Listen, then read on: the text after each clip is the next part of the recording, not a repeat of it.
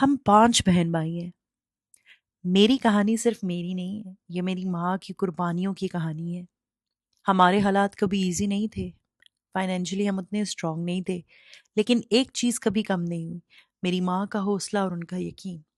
उन्होंने अपने एक्सपीरियंसेस से हमें सब कुछ सिखाया। मुझे बेकिंग सिखाई, स्टिचिंग सिखाई और सबसे ज़्यादा मुझे आर्ट दिया।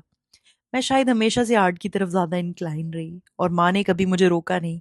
उन्होंने मेरी टैलेंट को पहचाना और उसे ग्रो होने दिया।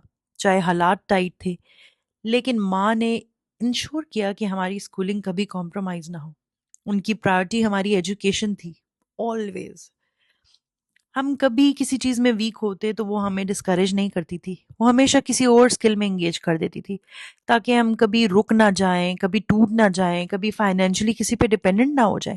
क्योंकि शायद मेरी माँ जानती थी कि कैसा महसूस होता है जब आप किसी को अ, किसी की तरफ किसी भी लिहाज से डिपेंड हो जाते हो।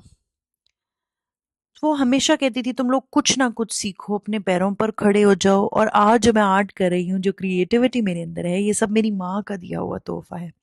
और सबसे इमोशनल बात यह है कि आज आर्ट और मेरी जॉब की वजह से मेरे बच्चों को फ्री एजुकेशन मिल रही है। एक ऐसी फैसिलिटी जो हमने खुद स्ट्रगल करके हासिल की। मैं जब उन्हें स्कूल भेजती हूँ तो लगता है जैसे मेरी माँ की मेहनत का फल मैं अपनी आंखों से देख रही हूँ। उन्होंने अपनी थकन, अपनी कमी सब कुछ सह लिया, लेकिन हमारी एजुकेशन कभी गिरने नहीं दी।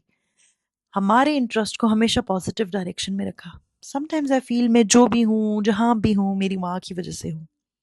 ये मेरी स्टोरी नहीं, ये उनकी लेगेसी है। नहीं सकदा रब मां तो वड्डा हो नहीं सकदा तू होर कोई रिश्ता हो नहीं सकदा जोर बथेरा लाउना मैं सुपने दे विच आया